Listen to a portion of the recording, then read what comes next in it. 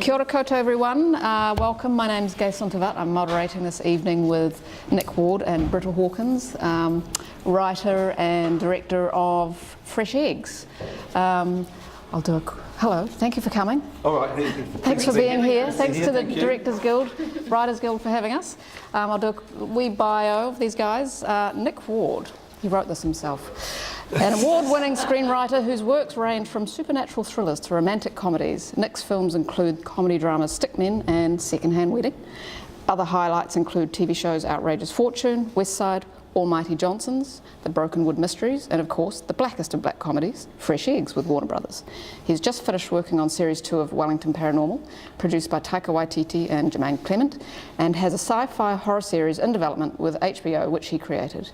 He has a feature film in development in Europe, with his own production company, Off Ramp Films, and he fronts the ACYP-nominated podcast Crosswords. Nick once toured Southeast Asia with Earth, Wind and Fire. He is a Leo. He's also born in the year of the monkey too, apparently. So thank you, Nick, for joining us this evening. Yes. And beside him is Britta Hawkins. She was the lead director on Fresh Eggs. Britta Hawkins is a producer-director with over 20 years' experience in both television and film, having started out in the sound department as an 18-year-old, then moving into continuity script supervision, where I met Britta. Britta eventually cut her teeth as a director on the second units of Xena, Warrior Princess and Young Hercules, and other Pacific Renaissance productions. Work on several seasons of Power Rangers was to come before the transition into directing New Zealand television began with Being Eve. Long and successful connection with many primetime dramas including Outrageous Fortune, Go Girls, Step Dave and the tele-feature Stolen. She was nominated in the Best Comedy Drama Director category of New Zealand Television Awards for her work on Stolen and Outrageous Fortune. Stolen was awarded a bronze at the New York Festivals for Outstanding Television Feature Long-Form Drama. Britta made the move into producing with the third season of hit show Go Girls, a relationship which continued into the show's fifth season and was honoured to accept the award for Best Television Drama Comedy that was awarded to the show's fourth season. She followed up with 3 seasons and a tele-feature on Nothing Trivial and Dirty Laundry 2016. Currently Britta works as both director and producer, and her work can be seen on TV2's edgy black comedy Fresh Eggs. Welcome, thank you guys. That's a lot of work. You guys have been obviously staples of the New Zealand television and film industry for a number of years now. It just means we're old. Yeah, just means I can't say no. So, just to kick off, I was going to ask Nick where the idea for Fresh Eggs originally came from. I have made the move to the country a little while ago. I moved from Auckland down to the Kapiti Coast. It's not strictly country, but it's pretty isolated. So I'd made that move, and I was doing a lot of. I'd go to the local pub in Otaki, which is called the Telegraph Pub, and there's a lot of really interesting characters there.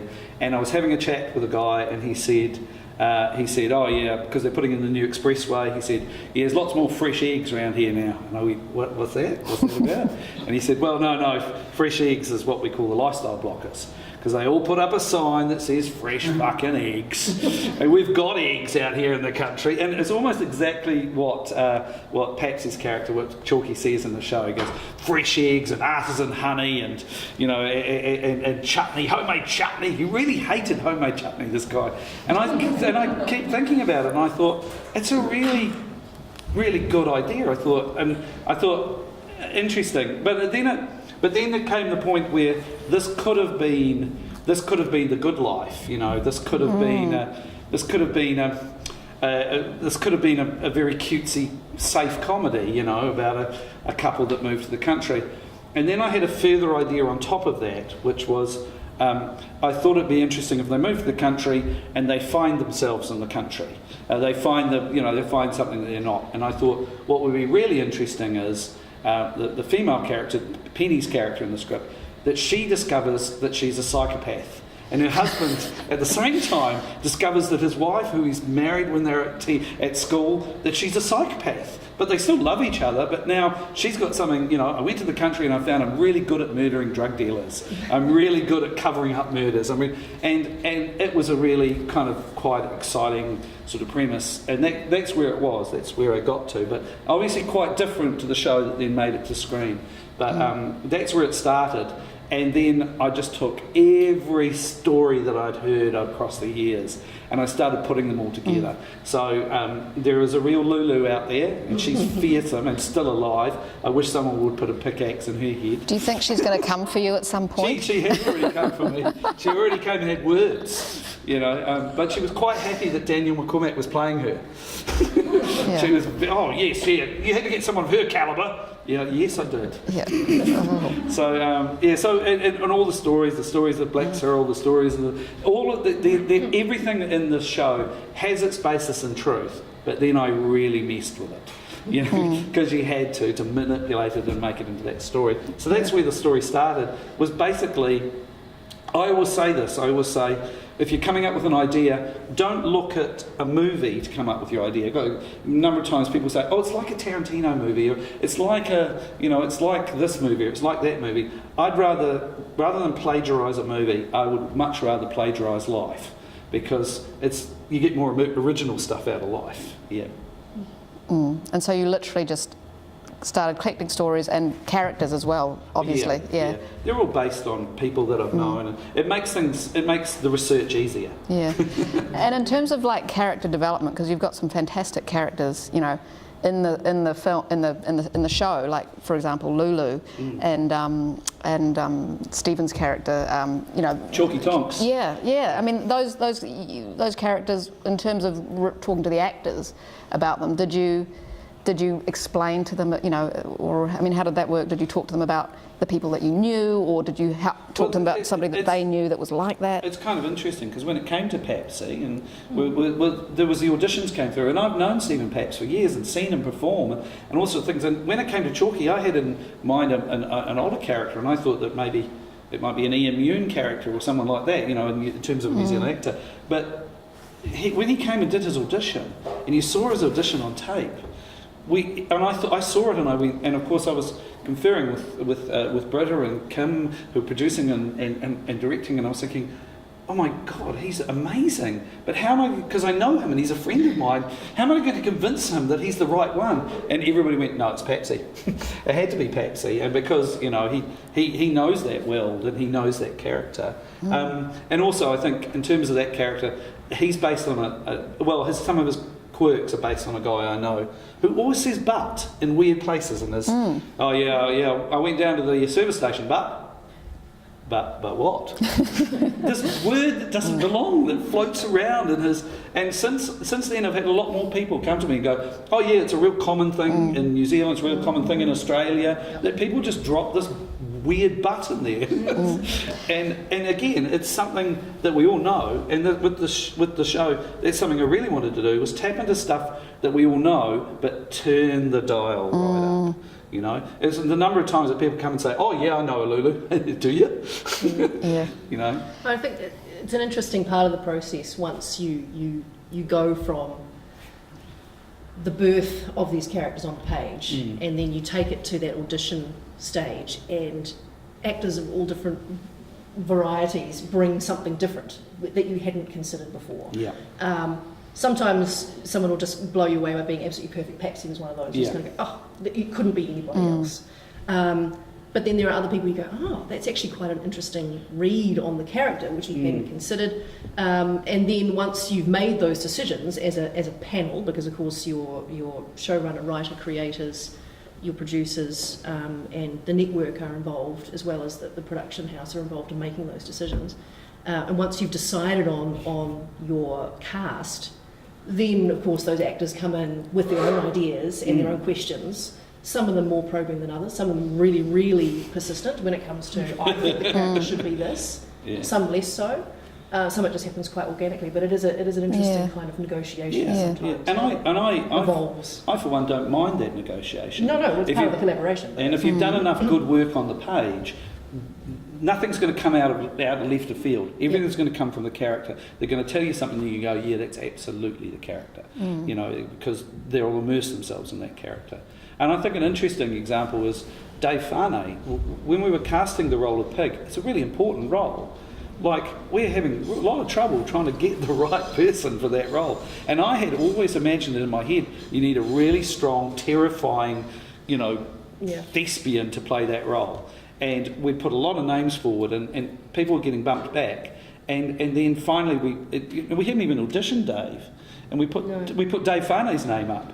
And of course, the network, bless them, we're like, okay, yeah, great, yeah, we know Dave Farnay, great, we can sell Dave Farnay, cool. And Dave Farnay got the role, and I was like, oh, good. And then I went, oh no, hang on, Dave Farnay's a cute, cuddly, funny, lovely dude. He can't play because Pig has to be a real badass, because the story begins with him, the terror begins with him.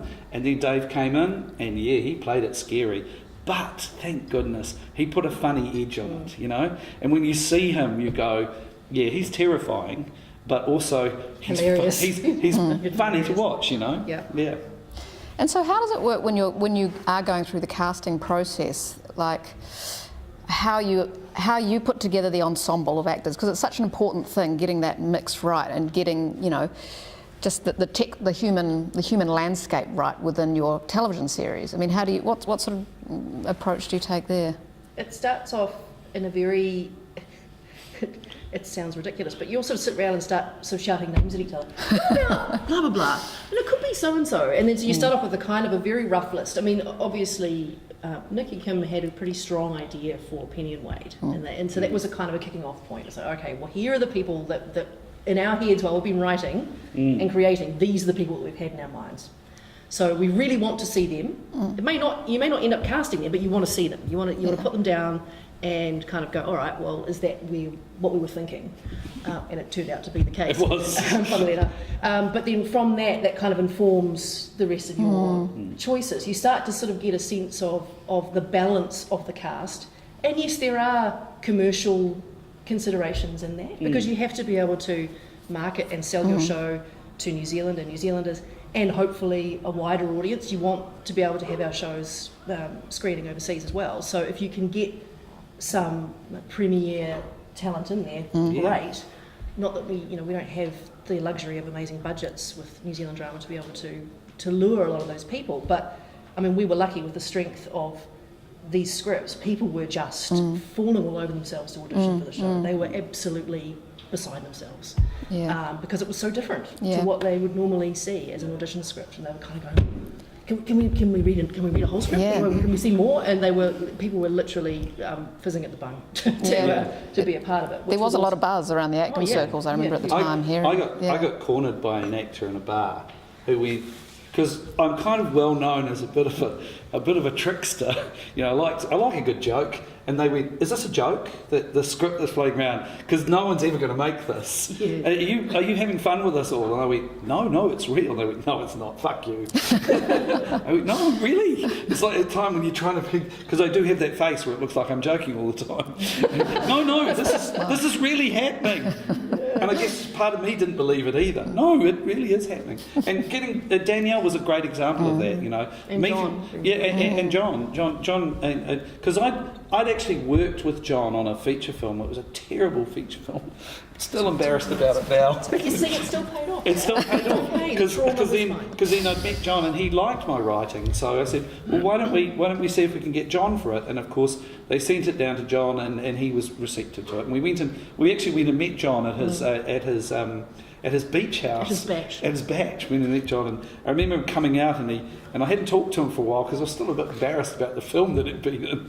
And he gave me a big hug and he went, "Here we go, dear boy, redemption time." I went, "Oh, okay, great. You want to talk about Brexit a bit?" No, but he was, and it was great to get him. And I remember him saying to us as well. He said, "Oh, you're looking for a pompous arsehole, and you thought of me." And I said, "Immediately."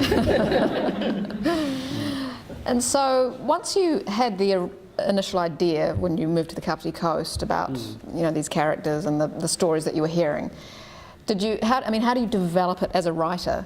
how do you develop it and put those ideas into a structure and, Well, it kind of what had happened was then I'd shopped this round a lot, and it had been bumped back a lot by a lot of people, and then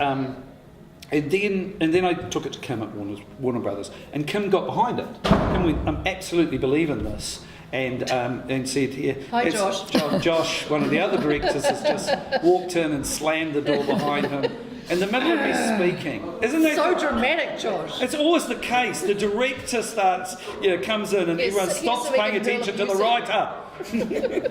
Upstaged again. Upstaged again by the director. No, so where was I?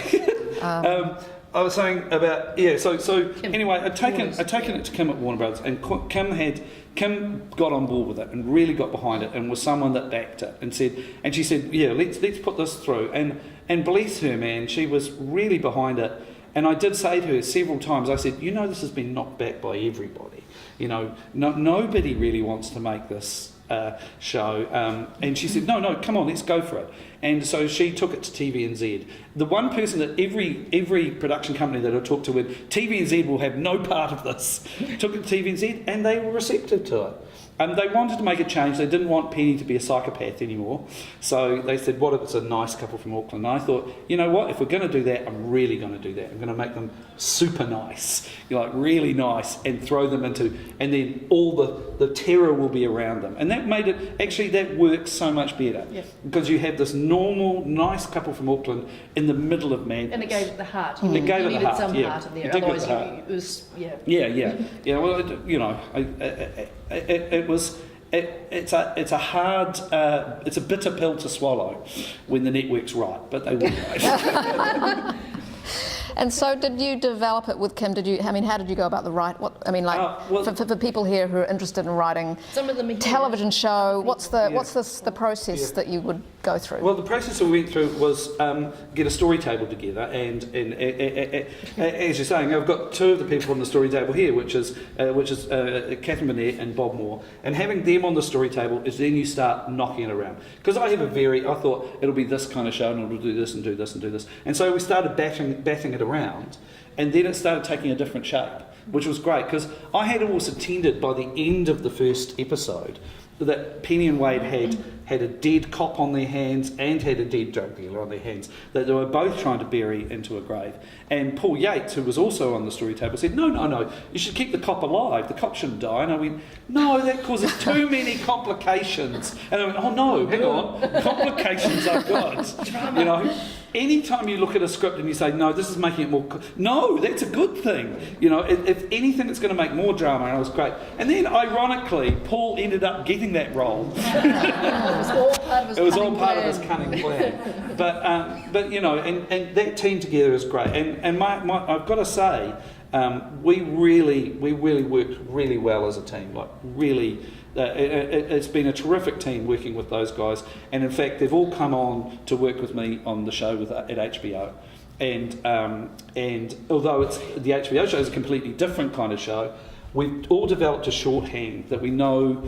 Everyone will challenge each other, and nothing. And it's one of the things, if you're ever doing a story table, ever working with other writers, just never say no. Never ever say no. The minute you start saying no, that's when things get really messy. I'm not a writer at all. I have zero skills in that department, but I have been lucky enough to attend a few table sessions, and I've seen that shakedown. And you have a room full of no, and boy howdy, it's ugly. It's a very, very uncomfortable, unproductive place to be, and it's such a stressful environment, trying to create story out of nothing. You're literally creating something out of nothing.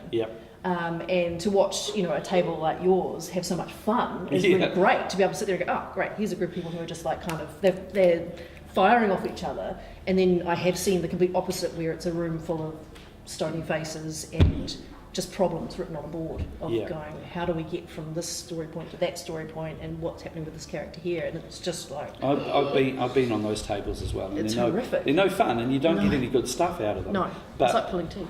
It is like pulling teeth. But one of the best things about this is I'm not going to sugarcoat it. There were some times when I said no, and Kath and Bob will say that there were some times when I went no. There were some times I said no, but I think it was twice. In the whole process, I said no. And that's But you have to really mean it. And then you have to support that. But they were no. really, And you make really good they were reasons. really, real no's. You know? Big nose. Big no's. There were a couple of big no's there. No, but you know, they were times when you had to go like, no, this is the vision it sounds like such a wanker. This is the vision I have for the show, so I'm going to have to say no to that because that changes things with that. But the rest of the time, I hope I was good at saying yes, guys. I was. Catherine's nodding. Bob doesn't look happy at all. But that's Bob's default face. Disappointment and anger. But then things start shaping up, you know. And I tell you what, one thing you've really got to know when you sit down at that table. There's a few things you need to know, and one is you need to know what kind of show you're making. You know, it can't change while you're doing it. We always knew this was going to be a black comedy. That never changed. That was never going to change.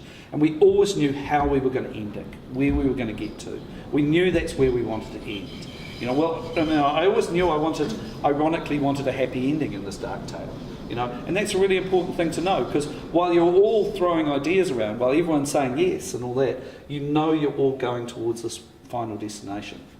I think that's the other joy of having the shorter run season, because it allows you that little bit extra time to think. You don't have to keep stretching your story out. Yeah. Those longer run seasons, that's when it gets really tricky, where you just keep going and it's like, okay, we've got another 8 episodes to write, guys. And I do have to say, another thing that was really important to the process was Warner Brothers said to us, one thing we want from you, we want you to be ambitious. Do you regret saying that now, Phil? That's one of the things they said. And I do, and Philip is here tonight, and she was great in backing us, saying, look, be ambitious about this, and it's, for me, it's a relationship that's continued. It's been a freaking great relationship, because we've gone in and gone, and, you know, while I'll go to this table and say yes, we're still saying yes. I'm still in a situation where you're being challenged for all the right reasons, you know, and that's terrific. And so, at what stage did you come on, Britta, and how? And then, like, you know, there's obviously a crossover point from the writing where it gets taken from the script to the screen. And what part did you play in that? It's a tricky one because of our funding model, the nature of the way the New Zealand funding model works. These projects are in a level of development with a production company and a network for a period of time, generally without a producer attached, unless the producer is the person who's generated the project in the first place. So for me, I'm normally brought in what feels to me quite late, usually at the point the production company goes, oh shit, we need to put in a funding application for production funding now, therefore we need a producer, therefore we need to hit go on these things. And Kim actually reached out to me, and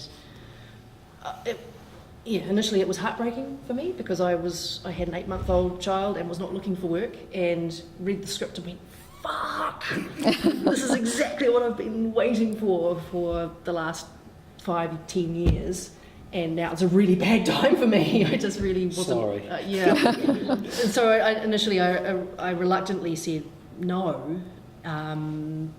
And Kim, bless her heart, she kept pursuing, and I couldn't say no in the end. Every time I went back and read the scripts, I went, it's too good, and it had to be made, and I thought, we've just got to do everything we can to get this over the line, which we did. So that literally was in a matter of a week or two of the prop needing to go in for production funding. And then you have the whole nervous weight of, God, are we going to get the green light? Which we did, and there were many tears and lots of shouting over the phone, going, I can't fucking believe this. This is crazy. And then it kicks into a different kind of phase. And I remember distinctly at some point saying to both you and Kim, you do realise that once this thing it's going to take on a life of its own. It becomes a bit of a juggernaut. And when you start bringing in all those other creatives into the fold,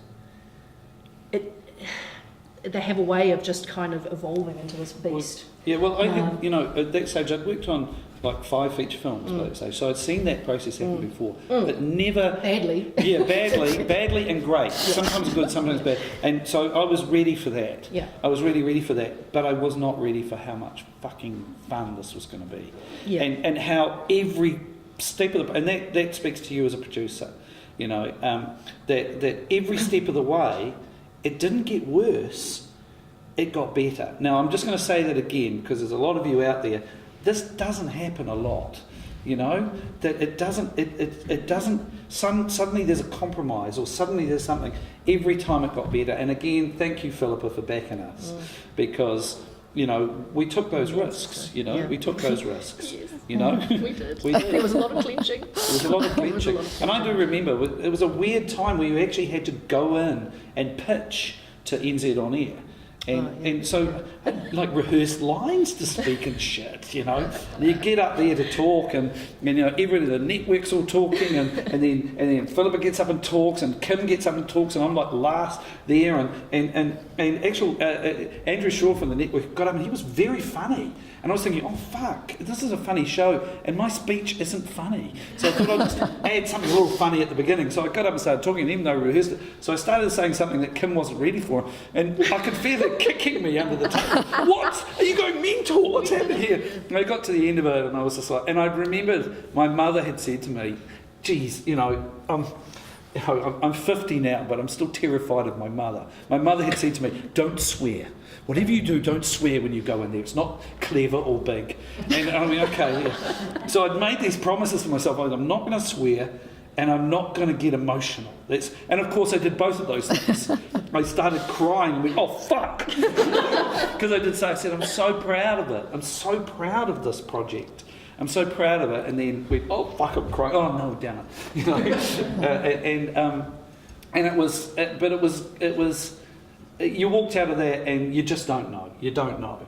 You don't know. And it was so funny because we got a taxi to the wrong venue, and then we go, why is there no one here for this pitch? Oh no, it's in another hotel. And we had to get it. We're running there, and I don't know, but I actually think that adrenaline of having done that, because we got there and then we had to wait.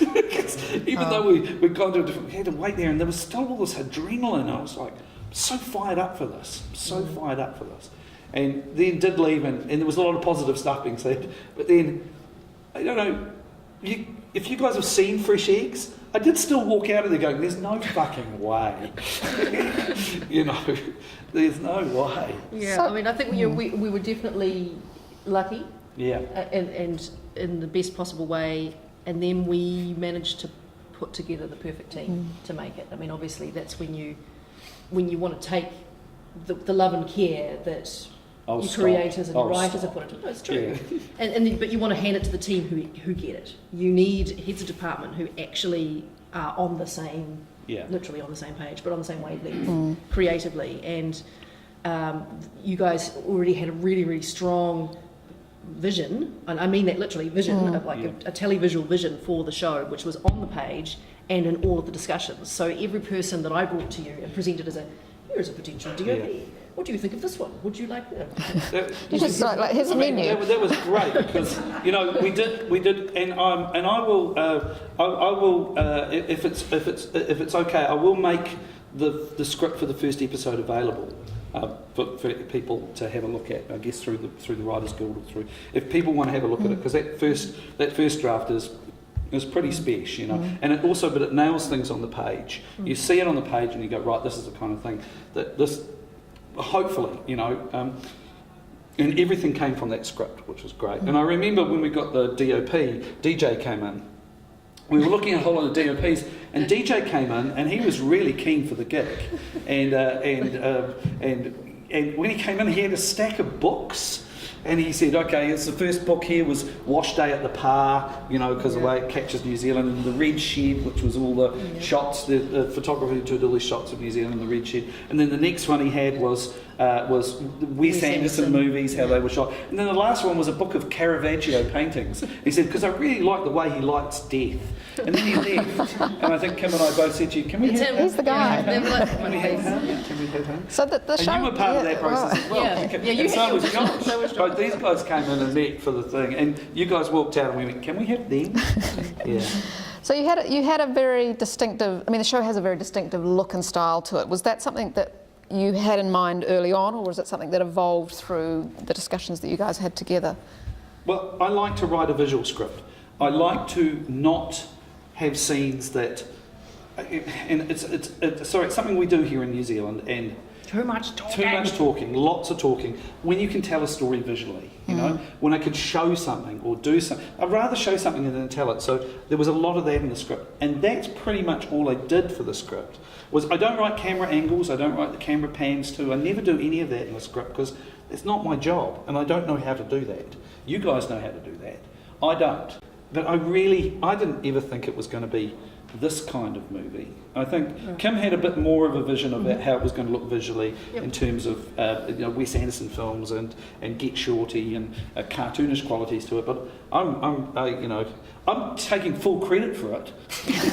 But I'm completely ignorant of that. I just want to write a good script that when people read that thing on the page, they fall in love with what's going on there and they want to do it. But I think what was so great is that everyone who read Ep1, who I kind of was talking to about working on the project, and I would sort of say to them roughly what you and Kim had been talking about in terms of the look and feel of the show, and then they would come with their ideas. And it was really fascinating how it was obvious how clear the vision was, because everybody came with effectively the same references. It was very clear off the page. Very, very Yeah, and so everyone came with fantastic pages of images they pulled from films and television shows, and so many of them were the same. Really? And it was really telling to go, okay, we get this. This is good. We're not kind of grabbing for something, which I have been in a position previously as both a producer and a director, looking at a script and going,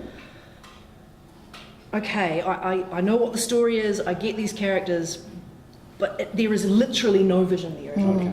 And so, which in a way you could say is kind of liberating, because you could make it anything you want, but it's sort of weirdly not. There's no. Sometimes you read scripts and there's no steer on them and there's no tone on them, and it's really hard. There's no visual hook in. And I'm always looking for something. I don't know about you, but as a director, I'm always looking for something for me to grab onto and go, okay, that's in my head, that becomes my key kind of frame, if you like, that I then inform the rest of the show. There's a lot of talk and writing about your voice in the script. Yeah, okay, that's good, but people seem to confuse voice with dialogue. Your voice is also what you're doing in the big print, the way you're presenting the story. So it has a character on the page as well. I really feel that, and it's really heartening to hear.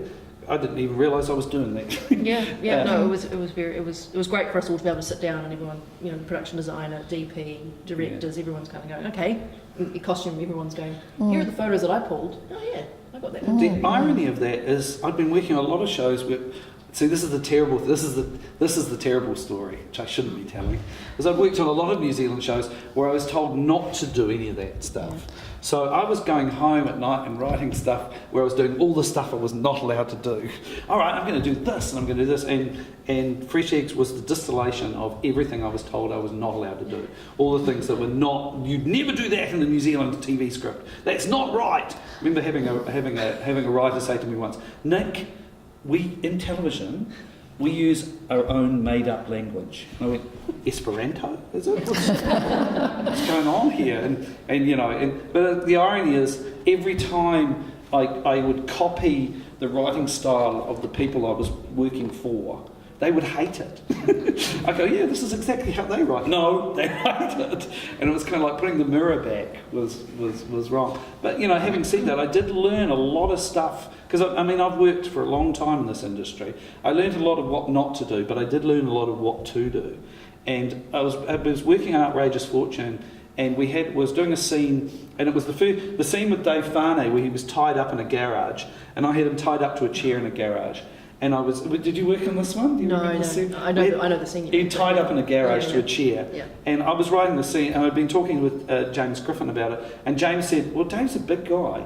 The chair's not attached to the ground. And I went, oh yeah, and then said, what happens if Dave's running around with tied to this chair, beating up everybody, even though he's tied to the chair? And it was one of those moments where a little light goes on in your head, and you go, fuck yeah, it's great. Let's do that. And that was a time when it was joyful. I had a good time working on Outrageous because it was one of the things we felt, and it was a great thing to have on my CV as well, because the number of times they'll say, oh, what have you done? And I'll say, I wrote a movie called Stickmen, blank stare, Second Hand Wedding. It was the sixth most successful New Zealand film. It was knocked off top spot by Iron Man. Okay, I did Outrageous Fortune. Oh, really? Oh, really? Really? What's Ron and Malcolm like in real life? And so, when you first had the idea for Fresh Eggs, I mean, obviously you've written for television and film. Why did you decide to make a television series opposed to a feature film? I'll be honest with you, I had a fuck of a time writing New Zealand films. Like we had hit a time in New Zealand film where I might as well be honest, where we had an administration at the Film Commission that were making films that they fully intended just to make money. Yeah? So we're going to show the national government that we can make movies that make money.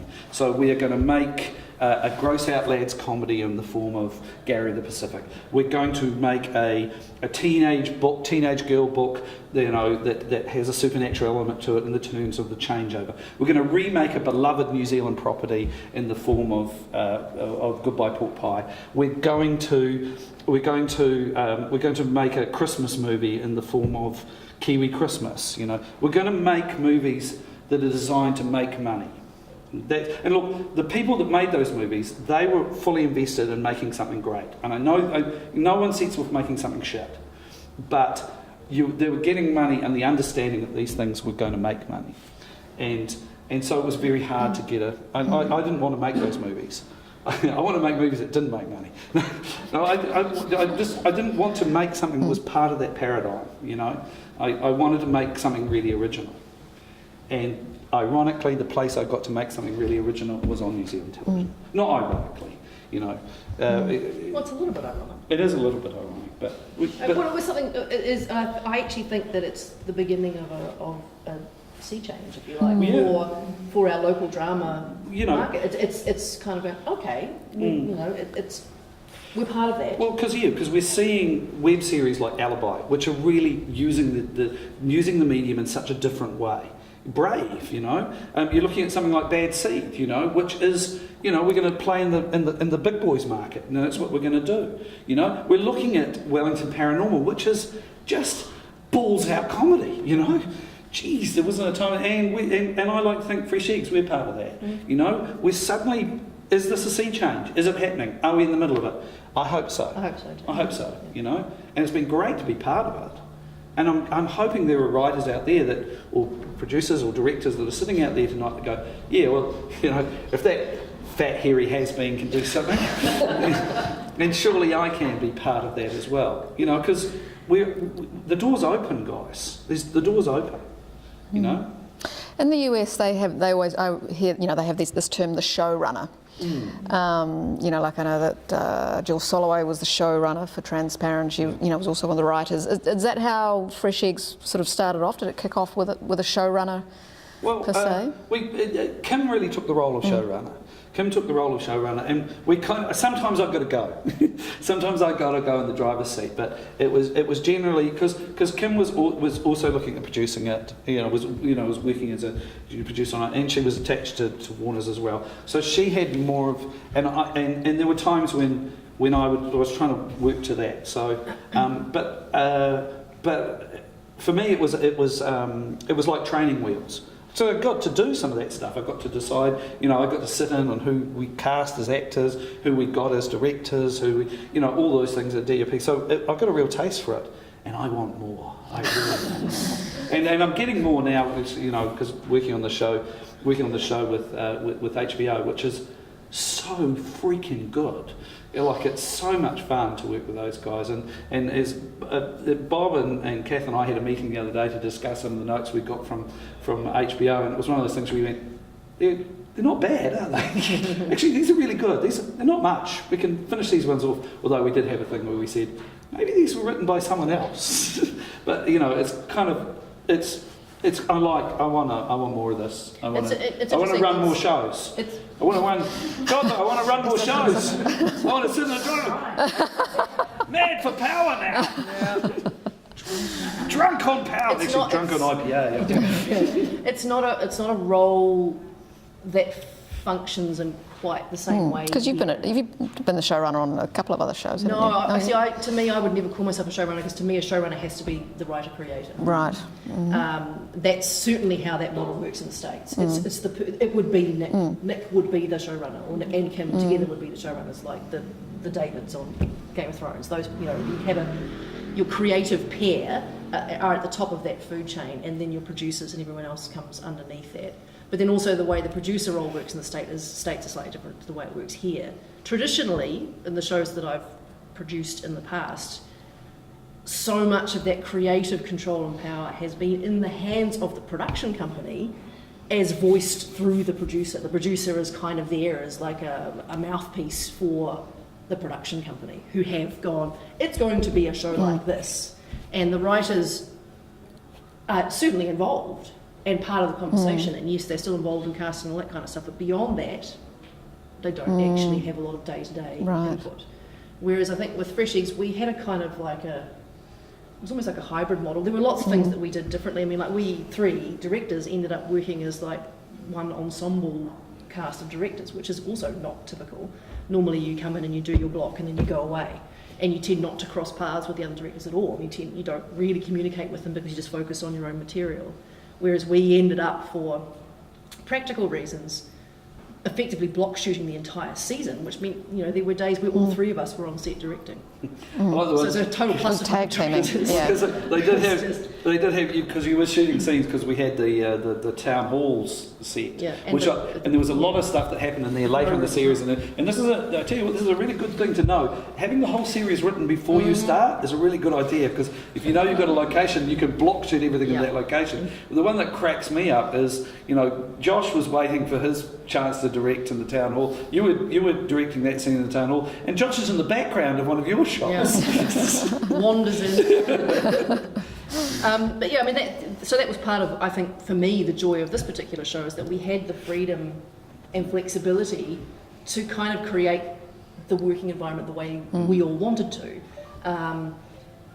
And it was, in my opinion, truly collaborative, which, can get messy, because collaboration is messy. It's like democracy, it's fucking messy, right? Because people come in with their ideas and you're going to have debate and all that kind of stuff. There were times when it was tense and you go, I talked to all of you guys when you'd call me up and say, what about this? And sometimes they were hairy conversations, sometimes they were fun conversations. I remember having one with Josh on set where you said, how about this line? And I was about to say, well, I think I've got a better line than that. And he said, it's great, because we've already shot it. And so, just going back to the showrunner thing, have you never wanted to direct your own writing? Wow. It's the number of times people have approached me and said, I've talked to someone and said, so you're just a writer? Fucks me off to the extreme. Just a writer? I always say, if there is no script, there's nothing to direct, there's nothing to produce, there's nothing to act in. But too much in this country, in terms of film anyway, the script is an afterthought, is something that everyone needs to get out of the way so we can direct something, and it is the thing that the least amount of time is sometimes spent on, the least amount of love is given to. I think TV's a little bit guilty of that too. I still think it's a bit arse about face the way our funding model works, in that so much pressure, time pressure, is put on the writing end, which is absolutely the wrong place to put it, because of no one really wants to spend huge amounts of money, because no one's got their money to spend on the development of those scripts in advance. So you get these little pools of money to do some development. So you get like the nuggets of a really great show, and then all of a sudden you've got production funding, and everyone's expecting you to go into production straight away. You've got a team going who's standing going, can we have our scripts, please? We can't do anything without your scripts. Oh, fuck, okay.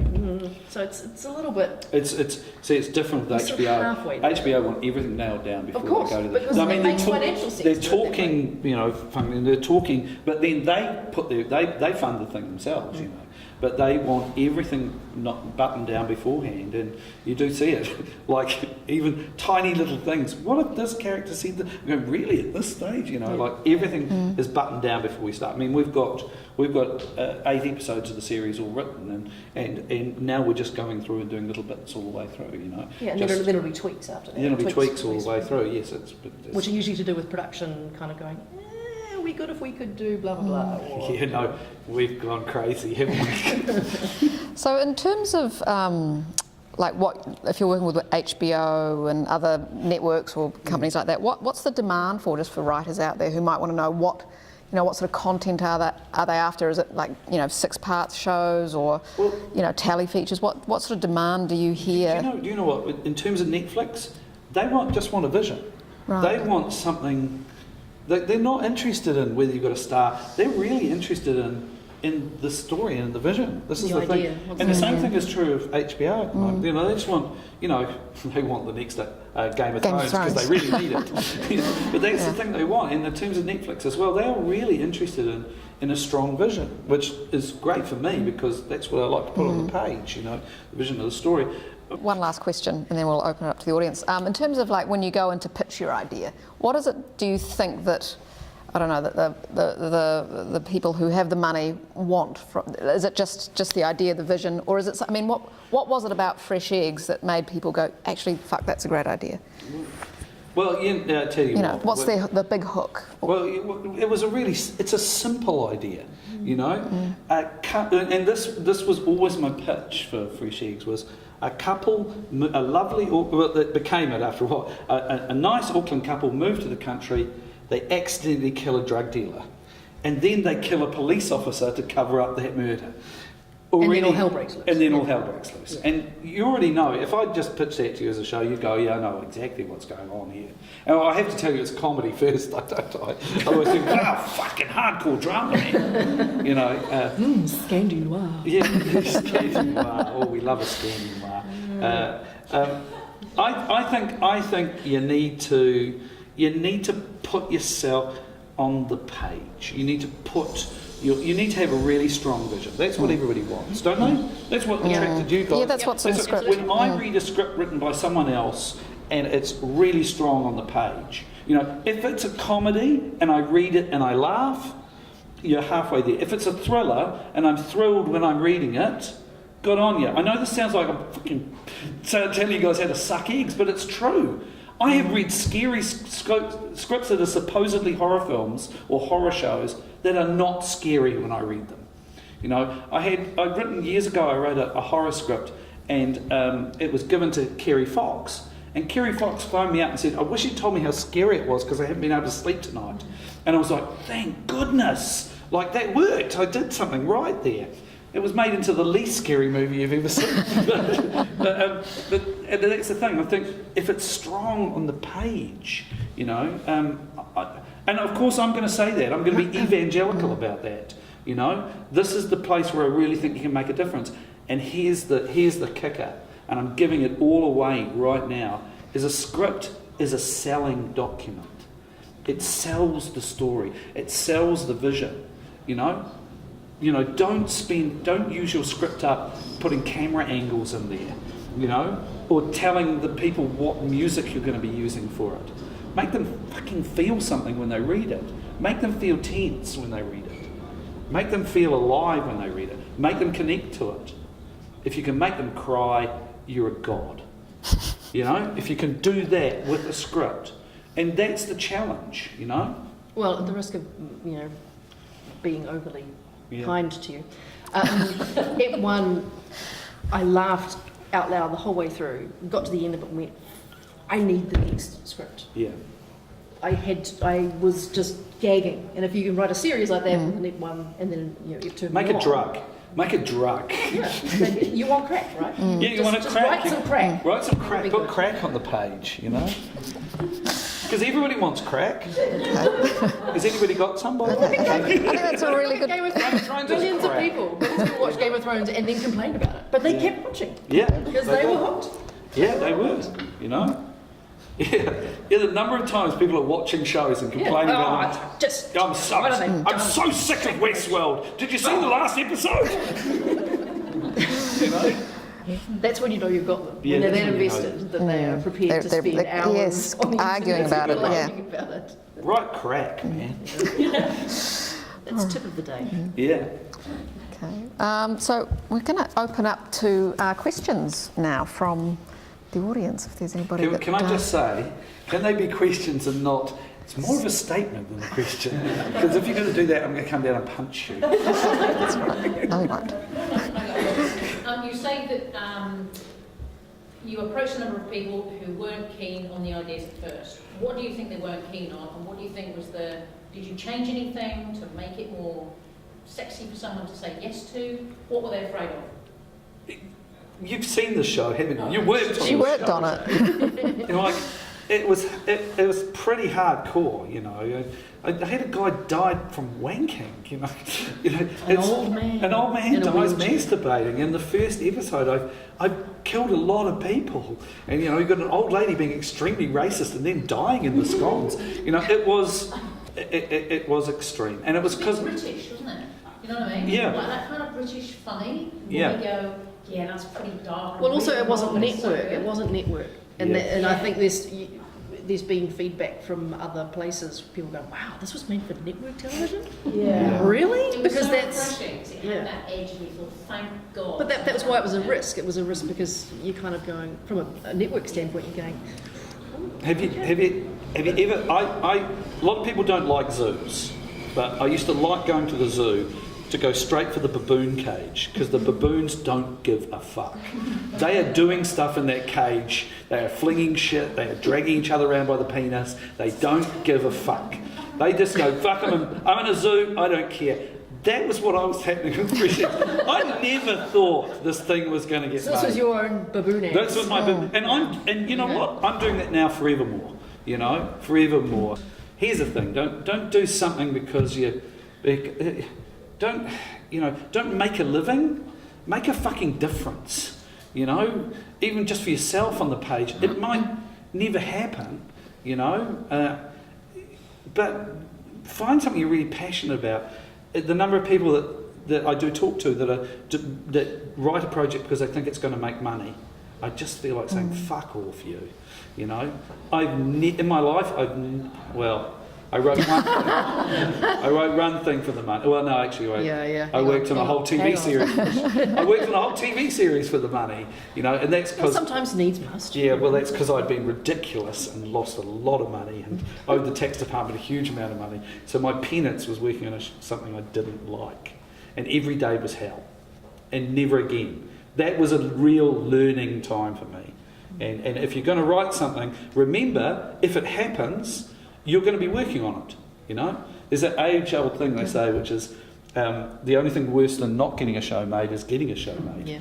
Well, if the show you're going to be making, make sure it's Something you like. Make sure it's fresh eggs. Make sure it's that, you know. Am I seeing any nodding heads? All right. So, as an emerging writer who's not getting paid to write at the moment, who's filling in, getting money other ways in production and things, Yeah. are there any, pathways or people that you suggest getting, tapping shoulders on and saying, hey, can I come and learn from you? And Yeah. Well, is that going to happen more in New Zealand as we go into this new age? well, you can always have a chat to the Writers Guild. Alice is here. She'll be able to talk. Oh, yeah, they'll be able to talk to you about about pathways and obviously Kath, and they'll have a better idea about what to do there. But can I just say this? Yes. A lot of people will come to me and say, I've got a great idea for a script. Yeah.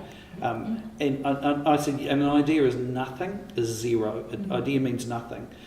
If you have a script, you have something. Yeah. And everything, like, for me, I've written spec scripts forever, you know. Yeah. I write spec scripts for TV shows. I write spec scripts for feature films, you know. And I have power then. I have something, you know. And, you know, someone has a script, they have something. If you have a script, and this, Fresh Eggs, the strength of the script was what got everybody on board. But it wasn't a spec script, but every feature film that I've written started off life as a spec script, except ones where except for one where I came on board to fix something in it. Oh, anyway. but you know, if you've got a script, you've got power. You know, you've got something that is money in the bank. And I would say, write a script for you, write a spec script for you, you know, write that. And then suddenly you've got something that is... But then what do you do with it? Who do you take it to? Sorry. No, but I wasn't I'm getting curious. there first. I'm just trying to get someone to write first. You know, Yeah. write a script. But then, actual fact, this Friday, WIFT is doing a. I'm one of the people doing the date. You're one of the people doing the date thing, speed so speed dating. So, but the WIFT is doing a thing where people can speed date. So there you go. You can 20 New Zealand producers in a room. You can pitch your idea to all of them, which is great. It's the same issues with directors as well. Who people approach me all the time, going, "How do I get a shot?" And it's a really difficult thing to answer. There is no clear pathway. Yeah. You know, the Directors Guild have had great initiatives where people have been paired with productions, and they've gone through all that, which is great. And some of that sort of worked out, and some of it hasn't. But making that next step is really hard. Having said that, now that the landscape has opened up so much more to online content and therefore smaller budgets, that kind of gives people almost like a soft introduction to the networks, at least, because they're the people you really have to convince in some respects, because you can have a relationship with a production company, but the production company will not be able to sell you, director, writer, whoever, to the network and go, I've never heard of it. What have they done? Where's their blah, blah, blah, blah. Where, if you know, I think some of that online... Placing short films. Effectively, it is. yeah. Well, It's a proving ground, it's a testing ground for yeah, it sure, is. with smaller budgets. And But I will say, look, if you're having difficulty writing or creating something, just give up, because I need to keep busy. You know, I don't need anybody else coming in. You know, I need to. You know, geez, I've probably got another 10 years left in me before I'm over the hill. No, Nick. No. So just give up. Just give up. I'll pick up the slack. I got this. I got this. No. Come on, man. Just come on. Are there any more? Come at me. Come there's and a get question me. down Come there. and fucking get me. Yeah, let's fight. Hey. The tone of Fresh Eggs is definitely one of the things that's made it stick out as something unique Yeah. in culture. What were some of the challenges you found balancing tone? Did you kind of go too far, bring it back, or further? No, there was no. Keep going. Just keep going. I remember when we were doing the pitch to NZ On Air, I had one of the people from the board of NZWG said about the racism, the cultural racism. I said, "Have you been to the country? You live in Have New you Zealand." been to the country?" And it's the truth of what's out there. You know, and you know, one of the things too was I didn't celebrate it. I made fun of it, and I pointed a finger at it, and anybody that was racist or homophobic, they got theirs. Everybody got theirs. You know, first of all, I remember those guys that the homophobes. One of them got shot in the nuts first with a paintball gun, and then got shot dead. And I was like, yeah. I was like living out my personal vendetta against the pricks that are out there. And ironically, they all loved it. All the rednecks were, oh, what a great show! Okay, I'm making fun of you specifically. Yeah. Did you say? I think because I didn't realise it was fun.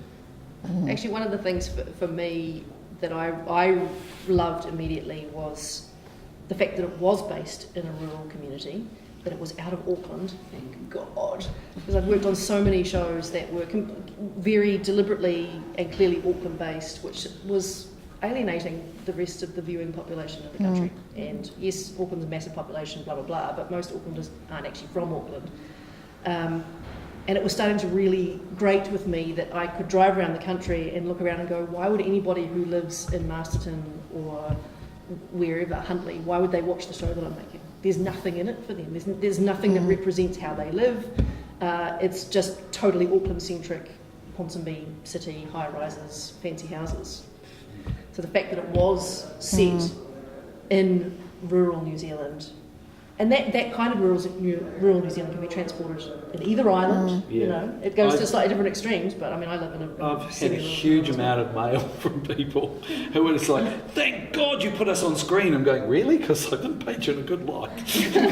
But they were just really pleased to see. And look, this show broke every single rule. It wasn't set in Auckland. It was sweary, it was violent, it was sexy, it was all the things that have not been in a New Zealand show. And as I say, hopefully we've opened the gates that everybody else can come on, you know? Yeah. Just don't make another Fresh Eggs. Make something else. But make something that I can't wait to see. Has it sold overseas? Am I allowed to say? Yep. Yep. It's sold into Channel 9 in Australia, so that we'll get that from the 1st of July. UK? What's that? There's a bigger deal brewing. Please hold, Paula. Yeah, please hold, Paula, yeah. Yeah. Well, that's the thing I love is when you know, so it's going to be on in Australia. My mother said, "Oh, what will they think of us?" I said, "Good. And lots of interest in the format itself. Yeah. Because there are so many things that are Translatable. that will transfer nicely. So both in Europe and America. So it's exciting. Where did you shoot most of it? In Alberton, a small town outside of. A lot of it in sort of northwest Auckland. That's certainly where the Hero house was, the Hero property, among other things. The actual town exteriors we shot in Ngarawahia, which is fantastic and amazing and sort of beautifully ugly, and got all that kind of beautiful old buildings and just a little bit sort of falling down, but a bit loved at the same time. And so it was nice to be able to go somewhere. It's challenging to shoot. That's why so many shows are Auckland centric, is because production companies are in Auckland. It's easier to just go, well, we'll just shoot a show that's set in Auckland. But so it takes a bit more imagination to do the opposite, but it's possible. You just have to push yourself. Just wondering to get your take on what do you think a main character has to make them connect with the audience? I hear people say, oh, they don't have to be likeable, they just have to be relatable or something. What would you say would be like one thing that you want your main character to have so that the audience can get on board and want to go on a journey with them? I think they have to have a strong voice. I think they need to be something, look at Tony Soprano, it was a really strong voice. Look at any of the characters in Game of Thrones, the imp, they have really strong. It's not about being likeable or relatable. It's about putting something on the page, on the screen, that you go, that's something memorable. How many times have you been in a pub or a party or something, and you've got talking to someone who has made you uncomfortable? You remembered that person forever, or someone that you have been drawn to. I went to a party recently, a guy's birthday party, and I got stuck talking to a dude who had climbed Everest, and I thought, what, really?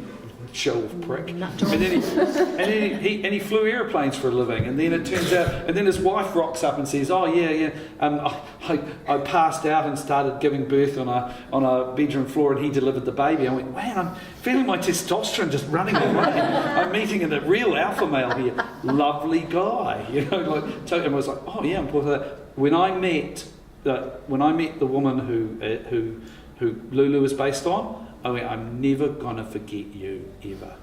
The first, I'll wait till cameras aren't running, you can come and ask me. I'll tell you, the first thing she said to me, I was like, really? Is this happening? Okay. Never forgot her. And now she's in a show. Memorable characters. Fuck likeable, fuck relatable, memorable.